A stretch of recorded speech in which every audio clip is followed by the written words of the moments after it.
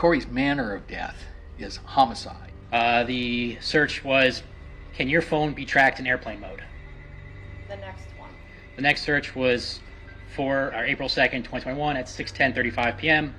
for, can my car be tracked? An investigation that has been going on for days.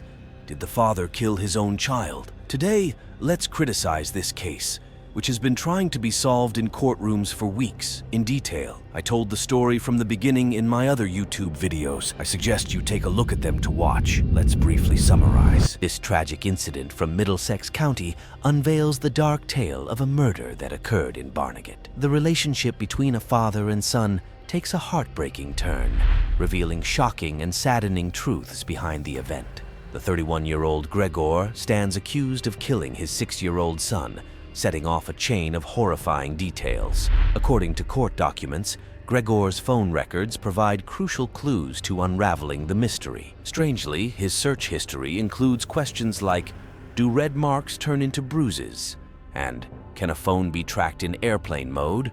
Which raise intriguing questions about the mindset behind the crime. As we delve deeper into the details, the dynamics between Gregor and his son's mother, Brianna Micciolo, become significant. According to Sergeant Raymond Coles' testimony, Micciolo attempted to reach Gregor 3 times shortly after Corey's death, but received no response, adding to the mystery surrounding the incident. The revelation of 3,166 deleted messages from Gregor's phone is equally compelling. The contents and reasons behind these deleted messages deepen the mystery of the case. Investigations reveal messages sent by Gregor to Corey's mother on April 1st, 2021, shedding light on the progression of events and the tension in their relationship. So the first hit in the Safari web browser on this was a search conducted on March 25th, 2021 at 9:36:31 p.m. The body of the search states, will red marks turn into bruises? And could you please move on to the next one? Sure. The next search is on April 1st, 2021 at 8:43:36 p.m. The search was Neptune Non-Emergency Police. The next one. Next search is on April 1st, 2021 at 8:49:05 p.m. The search was Jersey Shore Medical Center. Please move on to the next one. The next one is a web history on April 2nd, 2021 at 3:08:37 p.m. The search was lost consciousness, sleepy and nauseous - Google search. Please move on to the next one. Next entry is April 2nd, 2021 at 6:10:22 p.m.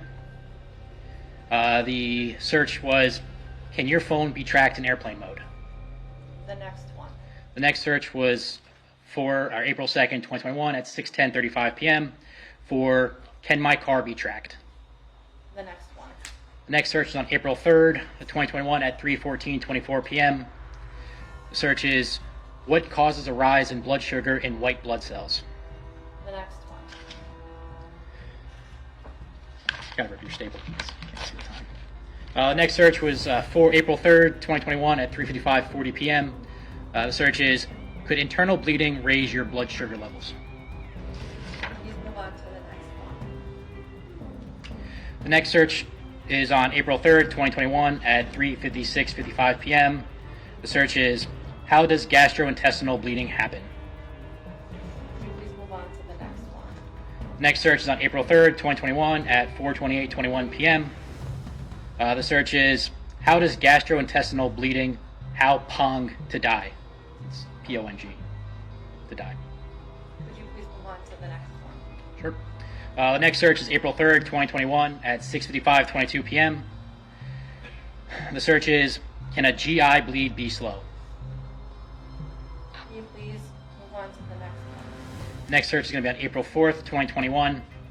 The value is McGee Tyson Airport, parentheses, TYS, and parentheses, comma, 2055 Alcoa Highway, Alcoa, Tennessee, 37701.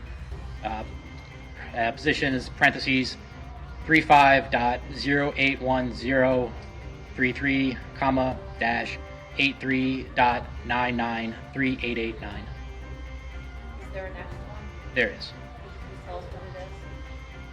Next search was on April 4th, 2021 at 9:58:03 a.m. The search was, there was a murder determined from an autopsy. How long to file charges? Is there another one? The last one is on April 4th, 2021 at 10:21:16 a.m. The search was, how long after an autopsy to file charges get filed? Could you please describe to me what the first task was and what you did? Sure. The first thing they proposed to me was to identify if conversations between Christopher Gregor and Brianna Michelot were deleted from Christopher Gregor's iPhone. If messages were deleted, please identify when they were deleted. What did you do with regard to that? So essentially, I opened up Ms. Michelot's phone extraction, and I opened up Mr. Gregor's phone extraction. On Mr. Gregor's phone extraction, there were 0 text messages with Ms. Michelot. On Ms. Michelot's phone extraction, there were 3,466 text messages saved with a conversation with Mr. Gregor. That was the first indicator that something was deleted from Mr. Gregor's phone. I looked at the message retention settings within Mr. Gregor's iPhone and saw the value for message retention duration on his phone was set to forever, as in messages would not be deleted unless a user did it themselves. In order to kind of really dig in to make sure they were received on this device, I opened up the sms.db. That's going to be the text message database for Mr. Gregor's iPhone. And to give you an idea of what a database is or what it looks like, the best way I can describe it is to compare it to a Microsoft Excel spreadsheet. The Excel spreadsheet is going to have multiple rows and columns. On Excel, you can have different pages, and essentially inside the database, there's going to be different tables.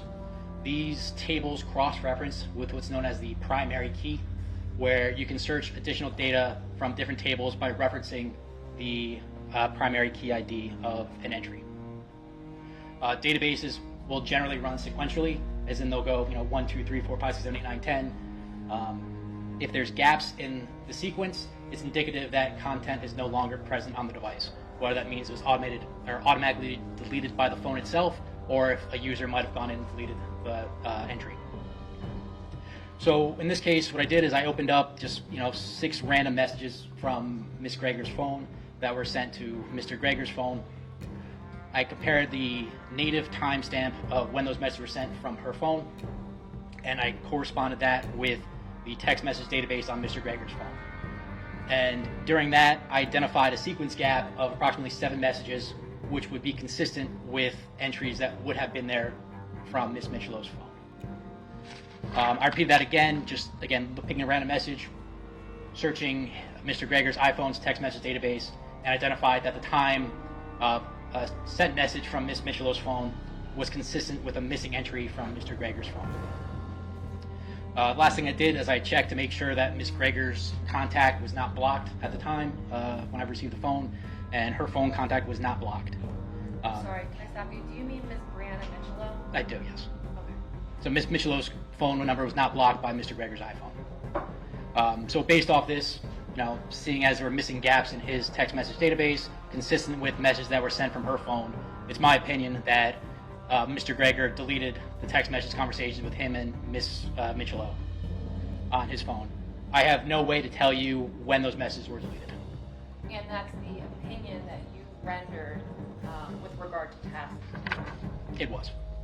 And were you able to print out all of the text correspondence between Ms. Michelot and the defendant from Ms. Michelot's extraction? I did. Approximately how many pages was that? 880.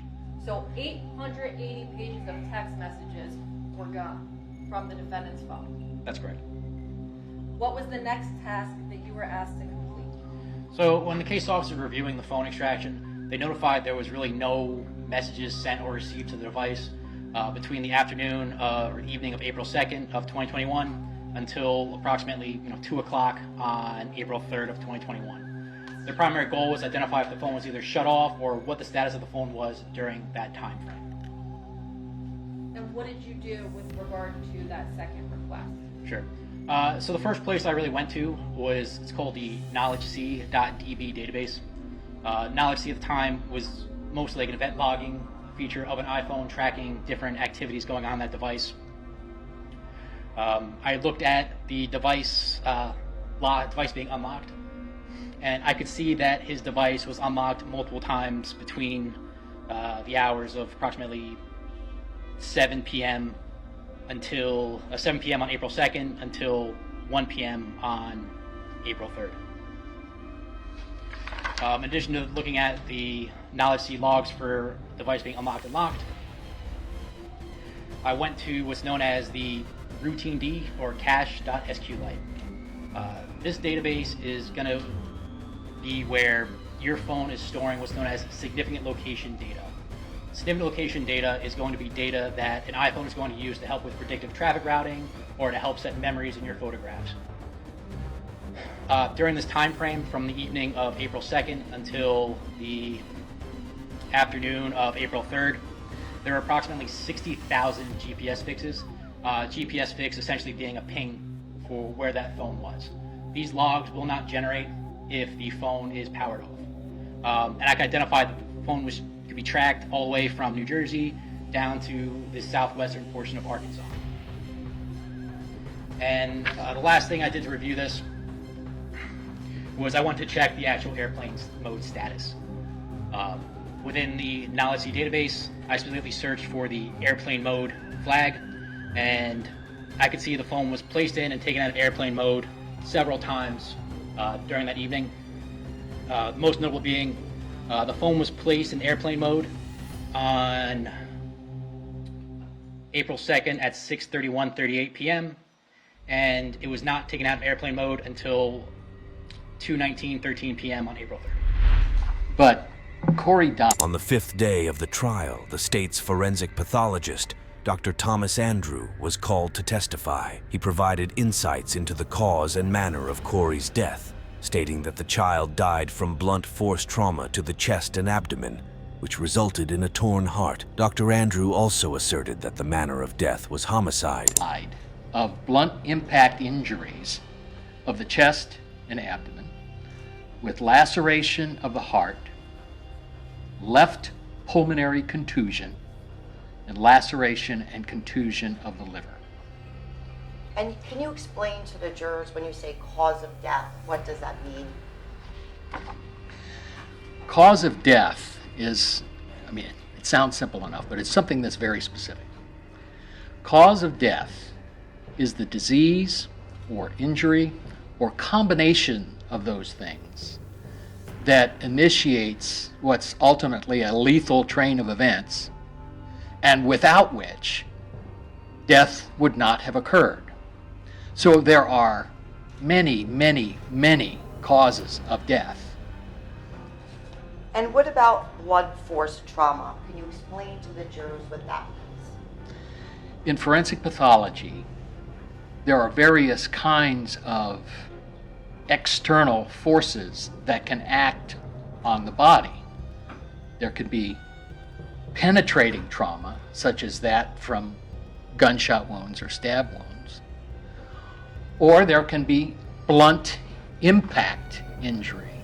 And in that situation, you have force applied to the body over a much broader area than a single bullet or blade would cause.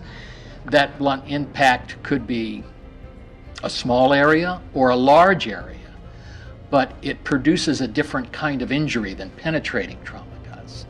And the kinds of injuries associated with blunt impact include contusions or bruising of the skin or internal organs, lacerations, tearing of tissue because of the result of the blunt force applied to it, or fracture of bone. And what affects blunt force trauma and the impact on the body? Well, the impact can be anything from minor to life-threatening. If you get up in the middle of the night in a strange hotel room and hit your shin against a nightstand, that may raise a contusion. But all that is bleeding under the surface of the skin, and that will resolve over time, and that will be fine. If you were to fall against that nightstand, you might sustain a laceration of your scalp. That may require stitches, but likewise you would recover from that. If you sustain any of these kinds of blunt impact injuries with sufficient severity, it could conceivably bring about your death if they were severe enough. After reviewing the materials in this case, did you formulate an opinion as to the decedent's manner of death? I did. And can you tell the jurors what your opinion is? Corey's manner of death is homicide. While there are many, many, many causes of death, typically in forensic pathology, there are only 5 manners of death. And manner of death is simply a one-word description to explain how a death came about. And those 5 are natural, accident, suicide, homicide, or in rare instances, undetermined. In Corey's case, in that these injuries could not have been inflicted by himself with any kind of intent, it's certainly not suicide. These injuries, given their pattern and distribution, are consistent with having been inflicted by another person. Therefore, any death that is related to the actions of another person is, from a medical examiner's standpoint, from an epidemiological or public health standpoint, homicide. Now, it doesn't have any legal significance, but that's the way that a medical examiner certifies it. So Corey's death was at the hands of another person, therefore it is a homicide. Does a case histology impact the determination of manner of death? Well, it can in certain instances. If you have a gunshot wound to the head with a perforation of the skull and brain, histology or examining tissue under the microscope doesn't add a whole lot. But in a case like this, certainly the examination of the tissues under the microscope was helpful in reaching my conclusions.